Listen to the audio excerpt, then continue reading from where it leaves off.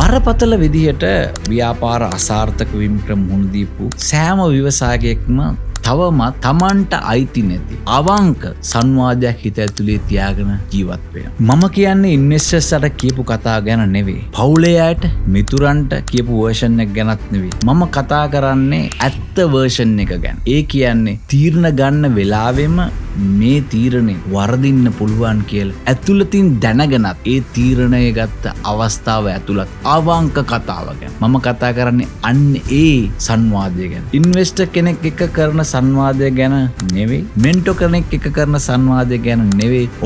ඔබත් එක්ක කරන සංවාදය. සෙකන්ඩ් එපිසෝඩ් එකේ අපි කතා කළා ඔයාව නැවත ගොඩනගා ගැනීම ගැන. ඩිසිප්ලින්, ෆේත්, ඔයාට පාලනය කර හැකි දේවල් නැවත ඔයාගේ පාලනයට ගන්න විදිහ ගැන. ඔයාගෙන් වුණ අඩුපාඩු නිවැරදි කර ගැනීම මේ ගමනේ පදනමයි. නැවත ගොඩනැගීමේ ගමන සම්පූර්ණ කරන්න හැබැයි තවත් දෙයක් අවශ්‍යයි. ඒක ඩිසිප්ලින් එකෙන් එහාට ගිය අවංක බව. සිද්ධ වෙච්ච දේ ගැන ශල්‍ය වෛද්‍යවරයෙක් නිවැරදිව විශ්ලේෂණය කරනවා වගේ ඔයා මේ ප්‍රශ්නේ ඔයාගෙන්ම අහන්න. වැරදි කියලා දැනගෙනත් මම ක්‍රියාමාර්ග නොගත්තේ මොන වගේ දේවල් වලටද? මම බිස්නස් එක කරගෙන යද්දී වැරදි කියලා දැනගෙනත් නිවැරදි නොකලේ මොන ගැටලුද? ඒ පිළිතුරු ඔයාගේ ව්‍යාපාර නැවත ගොඩනැගීමේ ගමනට රැගෙන යන්න පුළුවන් වටිනාම දැනුම.